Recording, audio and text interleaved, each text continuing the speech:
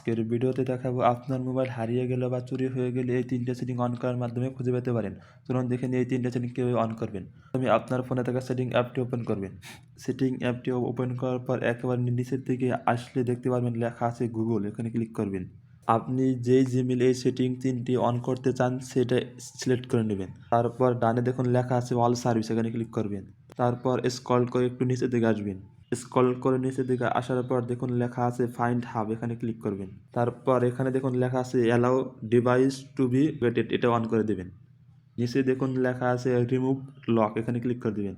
নিচে দেখুন লেখা আছে ইউজ রিমুভ লক, এটা যদি অন করে দেন আপনার ফোন যদি হারিয়ে যায় বা চুরি হয়ে গেলে অন্য ডিভাইসের মাধ্যমে আপনার হারানো ফোনকে লক করতে পারবেন। তারপর ব্যাক অপশন আসবেন। আসার পর নিচে দেখুন লেখা আছে ফাইন্ড ইওর অফলাইন ডিভাইস, এখানে ক্লিক করে দেবেন। তারপর নিচে দেখুন লেখা আছে উইথ নেটওয়ার্ক এভরিওয়ান, এটা সিলেক্ট করে দেবেন। এটা যদি সিলেক্ট করে দেন আপনার ফোন হারিয়ে গেলে বা চুরি হয়ে গেলে ফোনের ইন্টারনেট অফ থাকে তাহলে আশেপাশের ইন্টারনেটের মাধ্যমে আপনার ফোন খুঁজে পেতে পারবেন এই সেটিংটা অন করার মাধ্যমে। এরপরে ভিডিওতে দেখাবো কিভাবে ফোনের লোকেশন ট্র্যাক করে ফোনটি খুঁজে বের করবেন। অবশ্যই আগে এই তিনটা সেটিং অন রাখতে হবে আপনার ফোনে, তবেই কিন্তু ফোনের লোকেশন ট্র্যাক করা যাবে।